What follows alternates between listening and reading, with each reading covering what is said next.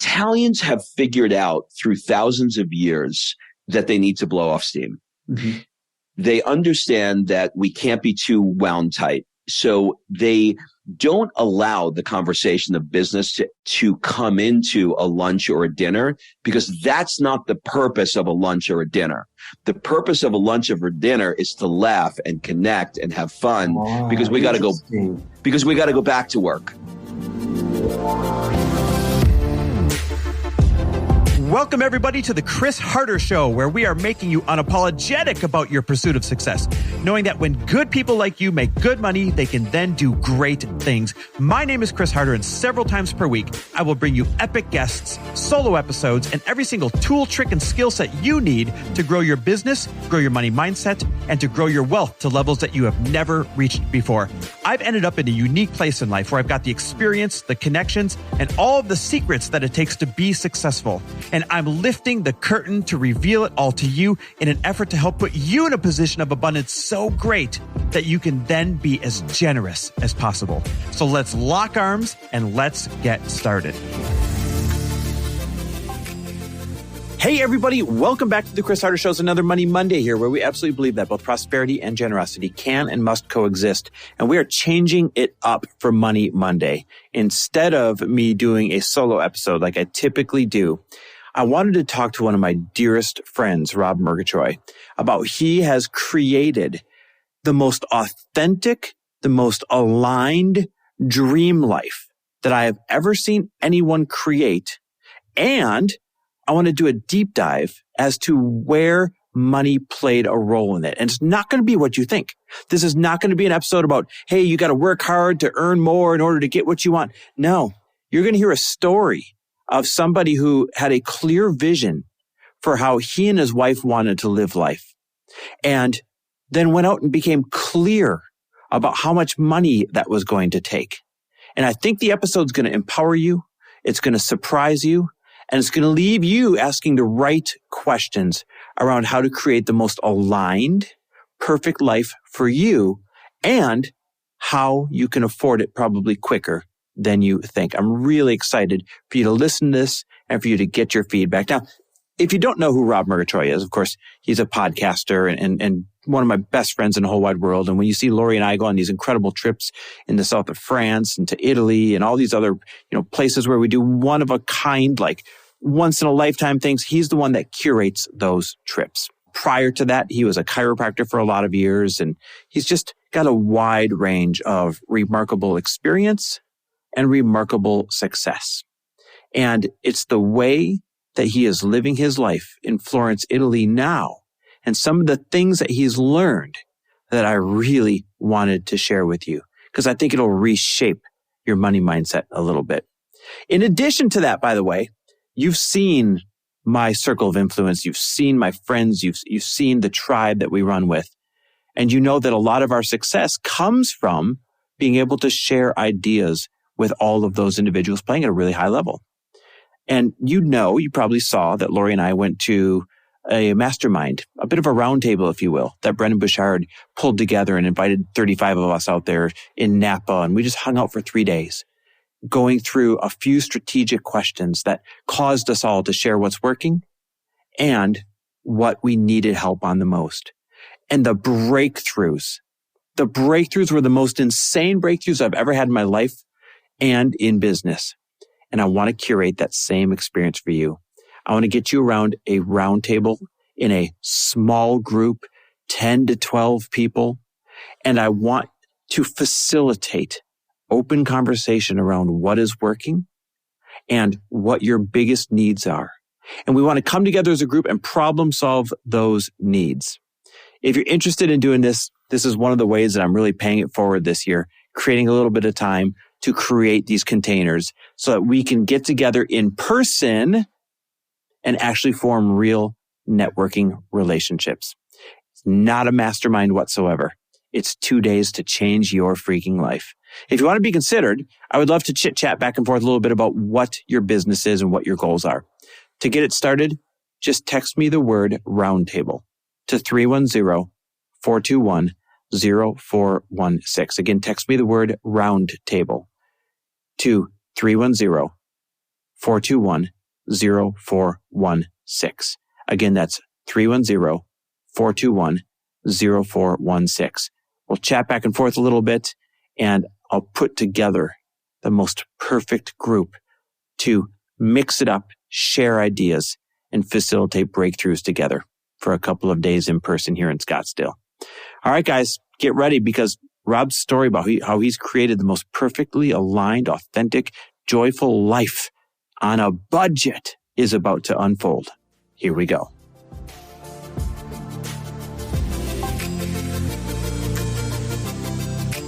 All right, Rob, my friend, welcome to the show. How you doing, buddy? I am doing so good, and I am so freaking happy to see your face. Dude, likewise. It's funny. I always start the show with, hey, so-and-so, my friend, welcome to the show. But it's different when I say it to you. You know, I've got lots of friends of all different levels, but your family, friend is an understatement. Your fam. And, you know, it's funny. I texted you a little while back. I'm like, hey, would you pop back on the show? Because of everybody I know who's close and intimate in my life, you are probably living the most authentically happy, aligned life out of everybody I know. And that's not to say others aren't, but I think you've mastered it. And that's really what I wanted to have you on to chat about today. Well, I am so happy to do it, you know, and every opportunity I get to see you, it's a weird thing. You know, if any of your listeners have ever moved out of the country, it is a very strange thing to move out of the country, because people sort of believe that you moved to Jupiter. Yeah. And there's a big time change. It's like 10 hours, you know, certainly from the West Coast. And, you lose that connection to people that have had the most impact in your family and your friends. So any opportunity to do this, you know, like we're bridging the time gap right now. You know, I'm getting ready to go to bed and you're getting ready to have your coffee, you know? Yep. I literally just finished my workout, starting my work day, and you're getting ready to wrap up your day. And for those of you that are listening, if you need extra context, you know, Rob and his wife, Kim, and his daughter, Sophia, picked up and moved from Manhattan Beach, California to Florence, Italy. And that was it been 18 months ago now? It's almost 2 years. Yeah. So let's start there, because I know for a long time that it was your guys' dream to live over there. And sometimes when we have a dream, the reality once we get there isn't quite what the dream was. And I also know you had a hell of a lot of hurdles to clear in order to get there. So this is a two-part question. The first part of the question is the dream as good as you thought it would be? Add a little context around that. And the second part of the question will be, describe one of the hurdles you had to overcome to get to this dream life. Well, I think I have to unpack that a little bit more to give proper context to both of those questions. I was a chiropractor for 25 years, and all I wanted to do was move to the West Coast. That was the dream. And Chris, you were extremely instrumental at that point in my life in trying to sell the practice, move out to the West, etc. And it was a very interesting experience, because my wife asked me prior to doing that, she said, look, can we spend a few months before we go from Atlanta, which is where we were living, can we spend a few months in Florence and then move to the West Coast? And I was like, sure, let's do it. And moving here for those 3 to 4 months was a magical experience. But, you know, like most people listening, when you have if you sort of have that striver, entrepreneurial, goal focused way of doing things, like I'm sure a lot of your listeners have, like my eye was on the prize. I wanted to move to California. So when we left here, we went to California. But what was interesting was, looking back, I'm in the process of writing a book right now about this experience. And so I'm sort of like uncovering a lot of these thoughts that I was going through at that time. And, you know, my wife said to me, you know, do you recall that we were talking to attorneys about potentially staying here in Florence, while we were talking to real estate agents about moving to California? Do you remember that ambivalence between the two? And I said, you know, I remember now that you pointed it out, but really my focus was on moving to California. That was the dream. That's what I wanted. But looking back now, you know, hindsight's always 20/20. And looking back now, I certainly, you know, was doing that. And making that move from here to LA for the first time was a very interesting thing for me because I was in an environment of people that were very entrepreneurial, like yourself. And there was a moment where I remember just having this, these visions of what I wanted to accomplish in LA. And my schedule was just packed. It was like 8 o'clock, 9 o'clock, 10 o'clock Zoom, one after the other. And this is coming from Italy. And my office, as you know, you've been over the house. My office was right off of my kitchen. And I came in from the office and I had like 2 minutes and I jumped into the kitchen to make a shake and go back into the meeting. And I could look at my wife, Kim. She wanted to say something to me and I could just see it in her face, but I had like a second and she looks at me and she was pissed and she goes, I like you better in Italy. Oh. And I remember like going, my first reaction was, what the hell is that supposed to mean? My second reaction, I'm working hard here, supporting the family. Like I'm working my ass off. I'm trying to, and I know what she was saying. She was saying like, you came back you were in Italy and the guy that I met in Italy, and this is the thing, you and I have not had this conversation before, so it's interesting to have it now. But as you know, I have a heart for the art and experiences of life. That's a driver for me. The way tuition and giving back is for you, that is the thing for me. And when I fulfilled this dream of being in LA and I was surrounded by that world of entrepreneurship, looking back on it now, there was a lot of that just wasn't right for me. And I wasn't listening.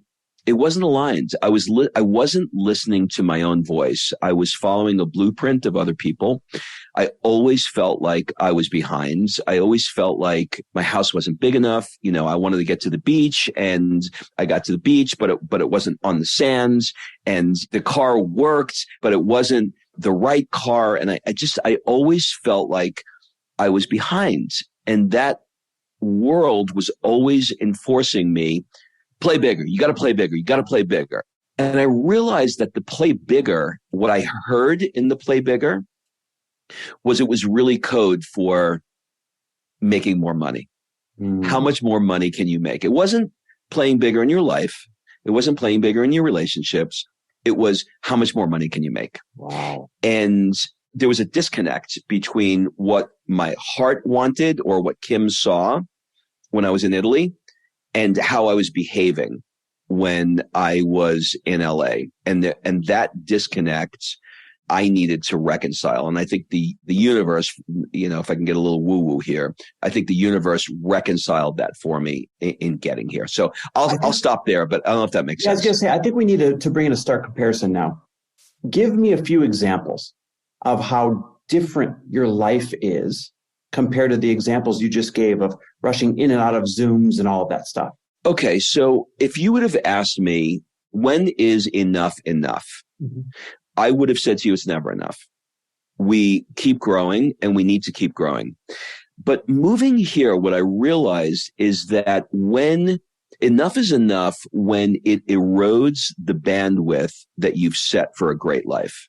So for example, if my bandwidth is that in the morning, I spend time with Sophia before she goes to school. And then I do an hour, like you and Lori do your morning walk. I do my morning coffee with Kim. I go to the gym for a few hours. I work for 3 or 4 hours on projects that I'm passionate about. And then I'm home at night for the family. Like that's my day. Right. And so if I bring in more things into that day that begin to erode for me, that's the perfect life. That's the life that creates satisfaction and fulfillment. And if I bring more projects into that life and that begins to erode that bandwidth that I've established for a happy life, then it's no longer a happy life. Then it's just doing more to do more. Does that make sense? Is your life tangibly happier now? It's tangibly happier because the one thing that I was unaware of, and there's no way that I can really explain this to people who haven't experienced it, but there's a guy named Robert Waldinger who created he's run the longest happiness survey for people who are self-reporting whether or not they're happy. It's something like 80 years now. He's the fourth generation in doing this. And the one thing that he's said, as well as the Blue Zones have said for longevity, is community. Mm-hmm. And I would have said, I have community. I have friends. I've got, we have a mutual friend, Darren, and we have a mutual friend, Matt. And I would have said, I have friends. But moving here, to give you the answer to the question that you asked, moving here, the level of community I've never quite experienced in my life. I've never had this many people that are actively involved in the day-to-day life that I have now. I've never experienced it at this level. And when you have that amount of people that know what's going on in your life, I'm not even quite sure that anybody even knows what I do for a living. And I don't even know half of the things that they do for a living. Like one night I was having dinner over a friend's house and he was talking about bonds. I said, well, you seem to know a lot about bonds. He said, well, I've been a bond broker for 30 years. And I was like, I've been friends with you for 2 years and I never asked you what you did for a living. Yeah. That is the consistent theme. So in America, it's the first question. What do you do for a living? Right? It's kind of like the icebreaker. It really is. Oh, great to meet you. What do you do? It does not come up. It does not come up. What somebody does not come up. What you're interested in, what you're passionate about, conversations about life, that's what comes up. So community would be the strongest answer I can give you to that question. I'm going to press you to go even deeper. What does the community look like that you feel community more now than you did when you were in LA? So the community looks like, frankly, more than I can possibly do in any given week. I got a message this afternoon and somebody said, hey, can we meet for coffee? And I'm like, sure. If you would have asked me in LA, can we meet for coffee? What would we do? We'd open our calendar and I'd say, and it'd be how does the 12th at 2 look like? But I got a hard out at 2:59. That there's no hard out here. God. You're walking out your door and you're walking to a cafe and you're sitting there and you're talking about girls, you're talking about soccer, you're talking about life, you're joking. This is an interesting thing. The Italians have figured out through thousands of years that they need to blow off steam. Mm-hmm. They understand that we can't be too wound tight. So they don't allow the conversation of business to come into a lunch or a dinner, because that's not the purpose of a lunch or a dinner. The purpose of a lunch or a dinner is to laugh and connect and have fun, because we got to go back to work. Interesting. Yeah, we just use it to keep processing through work with the person we're sitting across.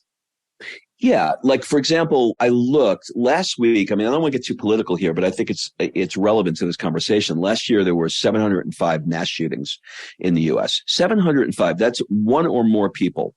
So last week, I don't even know if a lot of Americans even know this, but like last week, there were like 10 people killed in this thing and 12 people killed in that thing. And what's interesting is being here after a couple of years, it starts to look like you're watching a movie. It doesn't even look real. And like nonsensical. It doesn't even look real. It doesn't even, like, how can somebody go into a school and shoot somebody up? It doesn't make sense, because it would never happen here. There were 0 shootings here last year. 0. So when you get out of a place that it's Tuesday and you get into a place where it's never, you start to re-question things and you go like, why is that the case?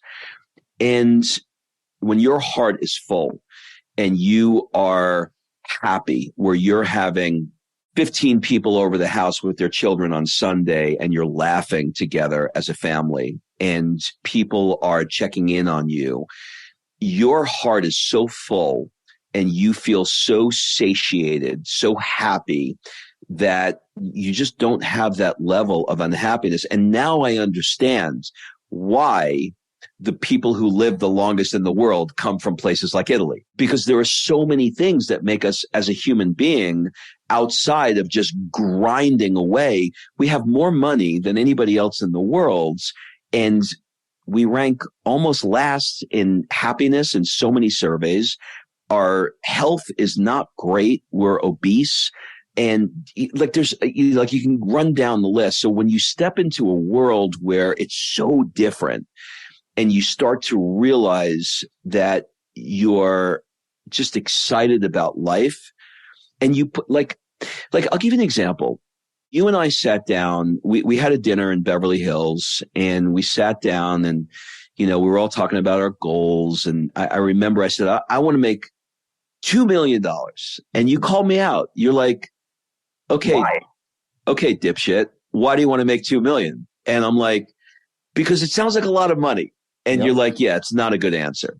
And so we sat down and together, you made me pull my checkbook out and come up with all my expenses for what my current budget was. And then you said, what's your dream? And I was like, I want a villa in Tuscany, and I want this and I want that. And you made me calculate it. And I looked at that number, and the number at the time was 600,000, which sounds like a lot of money, but to live the dream life, 2 million, far cry from 2 million. And then I came here. And when I came here, that 600,000, because of living in Europe, is now 400,000. And then I started to realize that a lot of things that you and I talked about, like having the Tesla and having all these things, wasn't that important to me. And so I started to go, well, what's that number? And then that number is like now down to 300.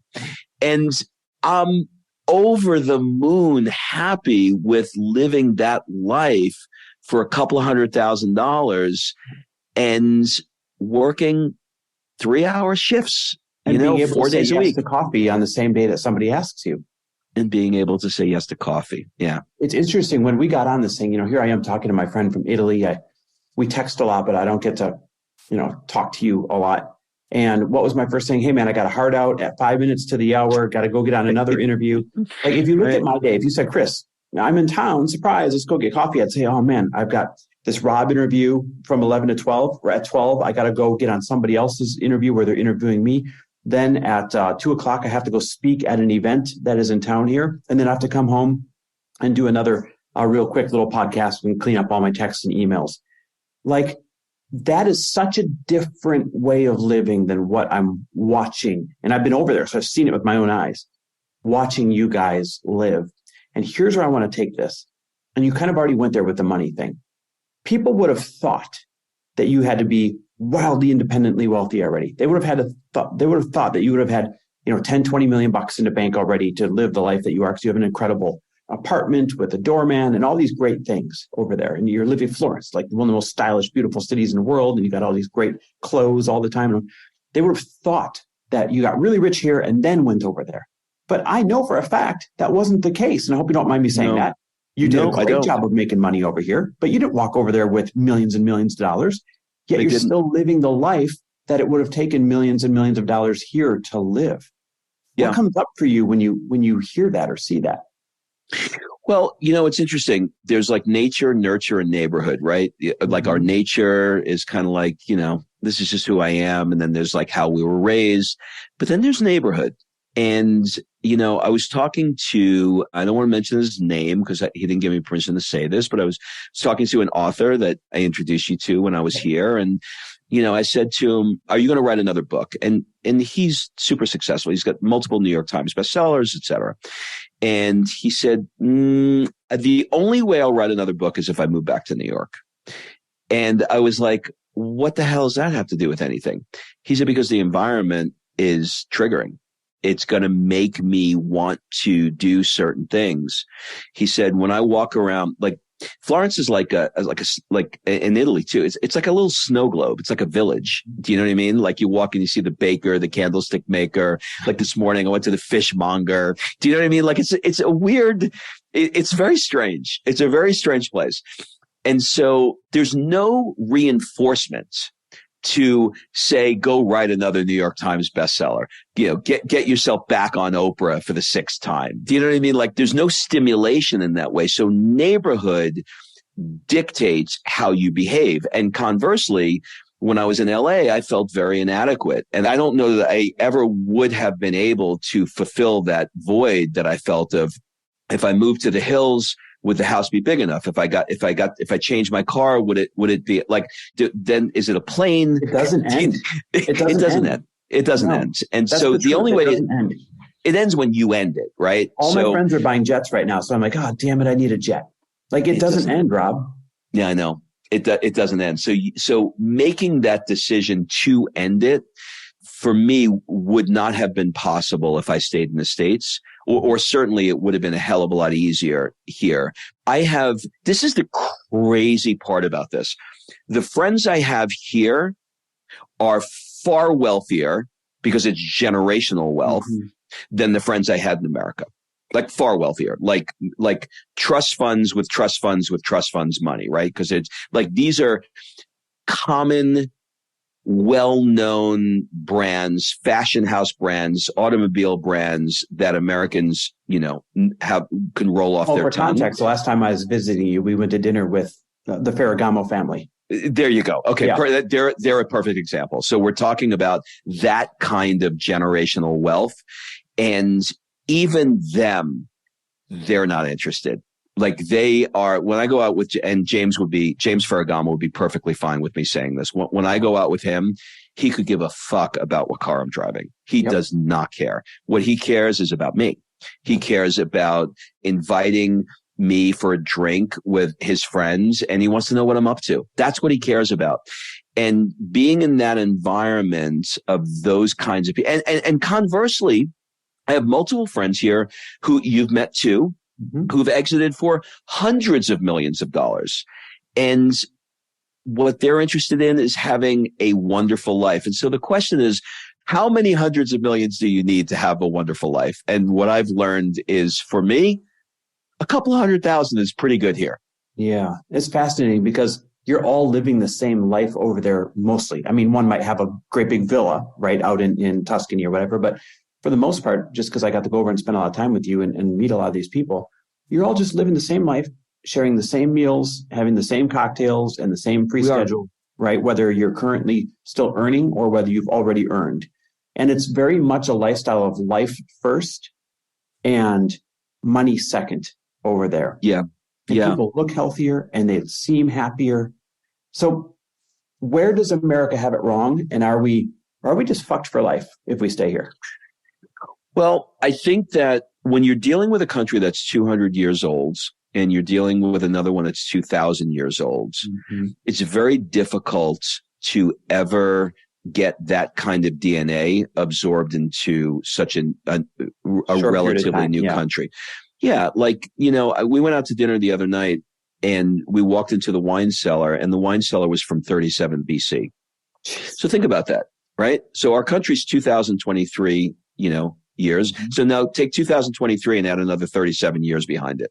Yeah. So in our minds, in our American minds, it's very hard to process how anything existed before America.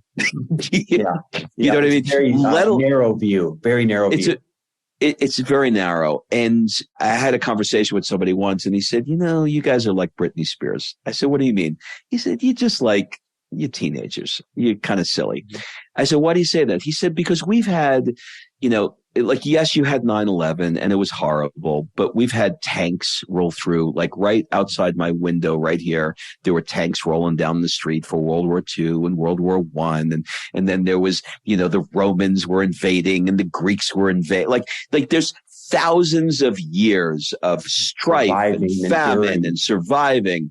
And so what comes at the end of those thousands of years is a passion for living, because tomorrow isn't promised. Oh, wow. And what makes the totality of life comes from, feeling alive and eating amazing food and fashion and family. These are the things that light up our soul. And I just think that where we have it wrong is, we have been indoctrinated into America's the greatest country in the world, right? That's what it is. It's the greatest country in the world.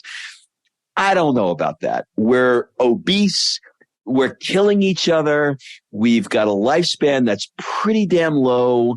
And there's a multitude of, things that come with that. And I'm not saying it's not. I'm just saying that for me, when you get a taste of living in a place that's thousands of years old, you get the benefit of what they've learned in those thousands of years, because it gets translated and transmuted down to the generations.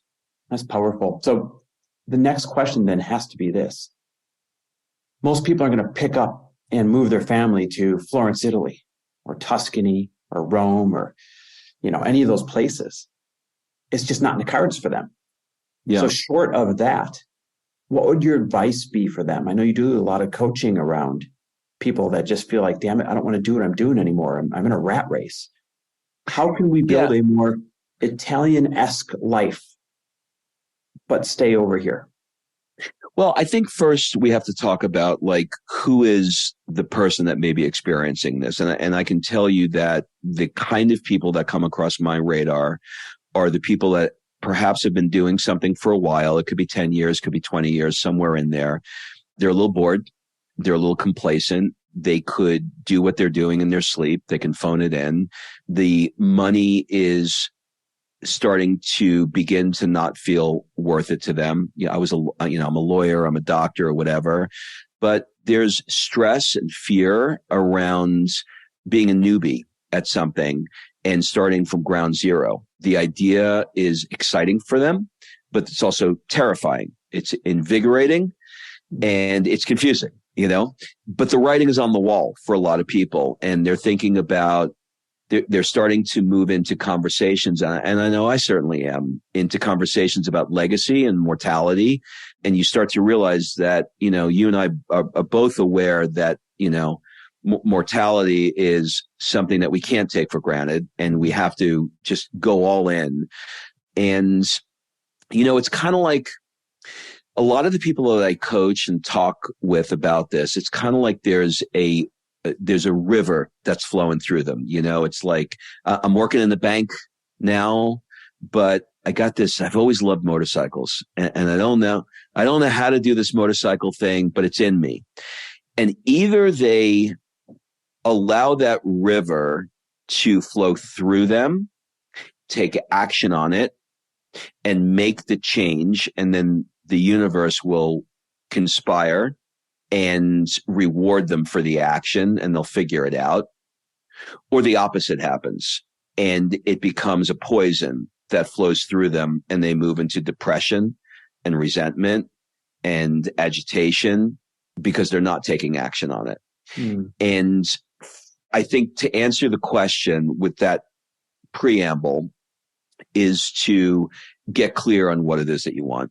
And the only way you can do that is by doing the work and getting honest. Like, what do I really want, with my life? What creates expats is people who say, I want something different, Now, you don't have to move to Europe. You just have to get clear on what it is that you want. And then fight for it. Fight like hell for it. And then fight for it. It's so easy to look. This was the lesson that I got. I believed that if I got a template from somebody on how they made money, then my life would be happy. And I spent most of my life doing that and trying to figure out, I had a conversation. This is interesting. You'll love this. I had a conversation with our mutual friend, Matt, about this. And he's been so instrumental in writing this book. The title of the book is I Like You Better in Italy. And I was having a conversation with Matt because he's so insightful, and he's helping me think through things. And I said, I always wanted $10 million. And he said, well, where did that come from? And I said, I've always wanted it. He said, no, but stay with me. Where did it come from? Think back. I said, where did it come from? And I said, I know exactly where it came from. I was talking to my friend Darren, another mutual friend of ours, and Darren said 10 million. And he said, why did Darren say 10 million? I said, because at the time we were making a couple $100,000 a year, and the interest that making 200,000 a year, the interest that the 10 million would throw off would basically replace the couple $100,000 a year. And he said, well, that makes logical sense, except for one thing.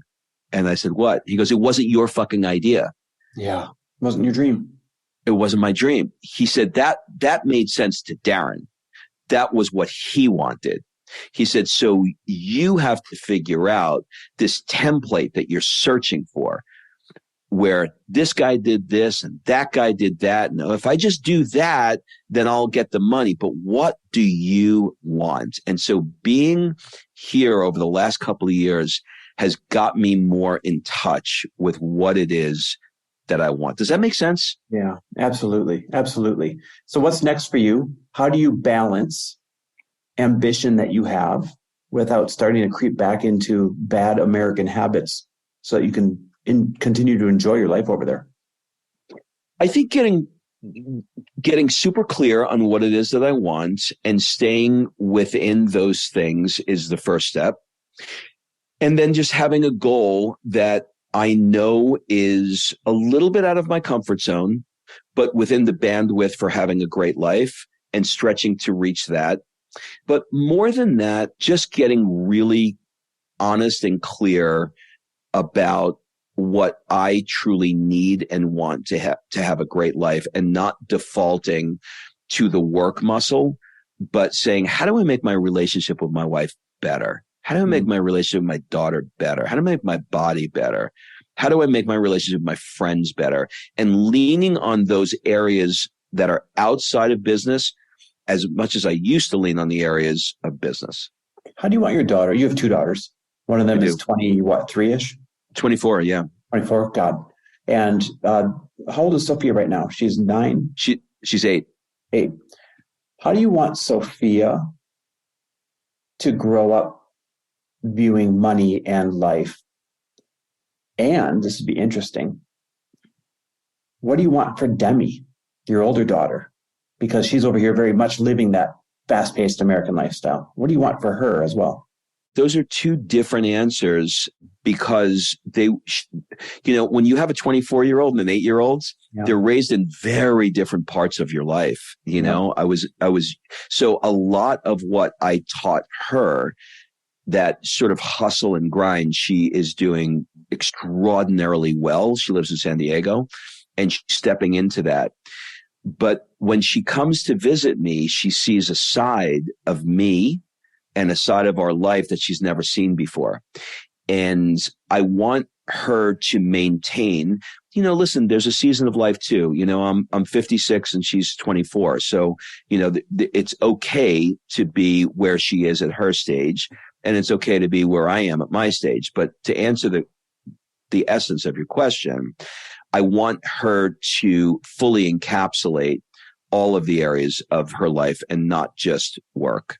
Yeah. For Sophia, I want her to be a citizen of the world, like a real citizen of the world. I want her to really understand that there are different languages and there are different customs and there are different ways of doing things. And I want her to experience arts and culture. And she's sipping, for her 8th birthday, she had a glass of wine. It was watered down. God forbid she had a fucking glass of wine. Here comes the DM. Can you imagine? She had a glass of wine. Every 21-year-old that comes to Italy, I watch them. The Americans who come, I could see them outside my door. They're all fucked up and passed out because they could drink. But the Italians look at them like, I've been drinking since I'm 8 years old. Do you know what I mean? Like, this is nothing. It's taboo. So I want her, as it relates to money, I want her to understand that she needs a certain amount of money to live the life that she wants to live and to have savings in the way that she wants it. But I don't want it to be a god to her. I want it to be a component that she understands is a tool that is useful for her life. Man, that's a wonderful way to put it. An extension of that question, and I've got no idea if you feel this way or not. Is there any part of you that wishes Demi would have had the upbringing that Sophia is now getting, or are you glad that they both got different journeys? I think, yeah. I'm not a guy that lives with a lot of regret, but if I really think about, it's like, I don't want to turn the question back around on you, but do you remember when you were 20? Yeah. Yeah. Do you remember? You're just. I was a lot more like Demi than what Sophia will be. You're just a different person. So yeah, I wish I had the wisdom that I have now but I was 29, when I had her. I'm a different person. So the answer is yes. And there's no way around it. And I'm sure if I had her at 66 or 76, like I think Mick Jagger is right now with a baby, I'm sure you have even more wisdom. It's wild. So what does the future look like? Do you stay there forever? And here's why. Here's the crux. Yeah. In America, not only are we racing around every day to pay for our current lifestyle, but we're racing around because we have to build up enough wealth to support a retired lifestyle. So what people don't realize, the reason why things are so damn tough, if you ever feel like you're burnt out and you can't get ahead, is because you're building two lifestyles, your today lifestyle and your retirement lifestyle, at the same time in just a certain period of window while you can earn, right? So no wonder if people feel broke and burnt out. That's a lot of pressure.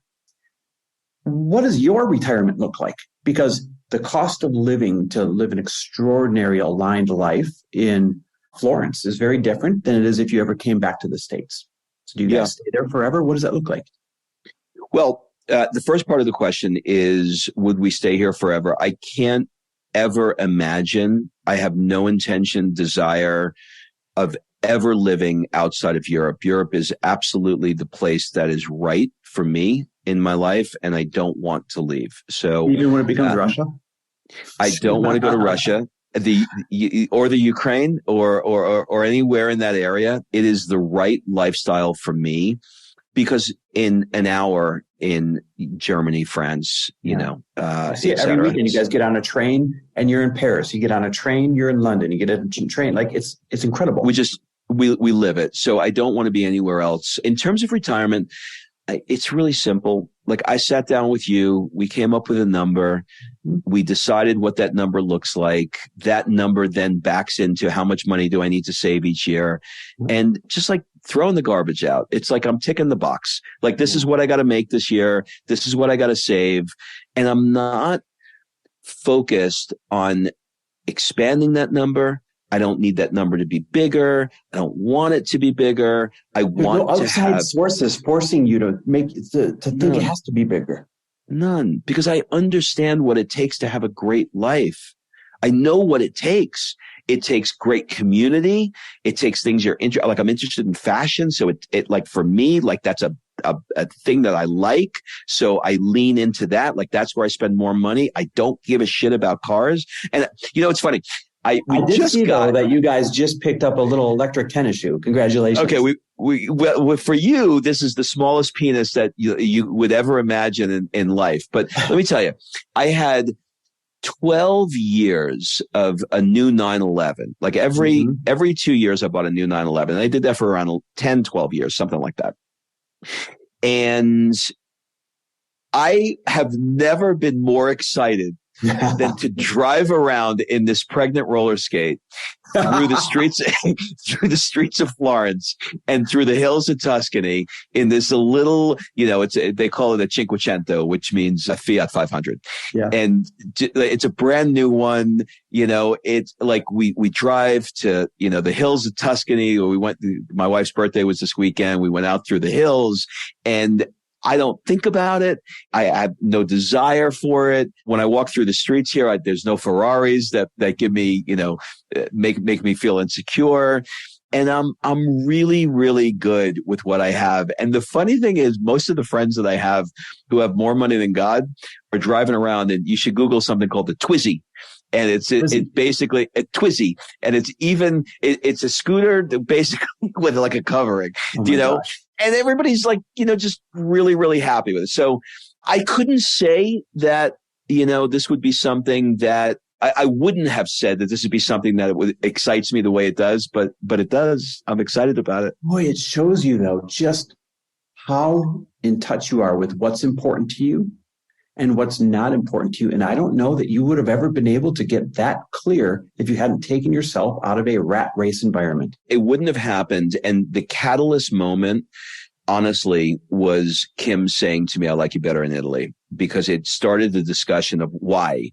And then it took a while for me to figure out that I needed to step into the things that worked for me. And listen, there are people that I know here, just to be, to like be fully fair about this. Like, I don't want to be one-sided. There are people that I know that have been here and say, hey, this isn't for me. Like, everything is broken. Like, nothing fucking works in Italy. Do you know what I mean?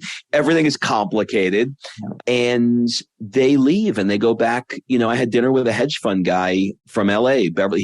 He's restoring a home in Beverly Hills, moved out here to give it a trial run and kind of deciding, do I want to live here or move back? And after about a month, he's like, this isn't for me. Like, and he's like 30, and he's in that hustle thing. Like, he wants to grind. He wants to be in that environment, and that's okay. Like, that's what he wants. That's the place in his life that he's in.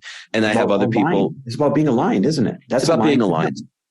It's aligned for him, and it's perfect. It's perfect. So you got to know what is right for you, but don't bullshit yourself. Like, be honest with yourself and realize, why are you doing it? Am I buying an Aston because Chris has an Aston? Mm-hmm. Am I having $10 million because Darren wants $10 million? Am I building a company to sell because Matt has a company to sell? What does Rob want? Yeah. Rob's happy with a pregnant roller skate right now. I want to take the last 5-6 minutes here to really empower people to fight for the life they want. And I want to do it by you having tell a quick version of a story. For you to be able to go over to Italy and rent an apartment and establish a life, you had to go through crazy hoops with your passports, green cards, whatever they call them over there. Can you tell that story of how you had to fight for it and trust and just what you had to pull off in order to get there?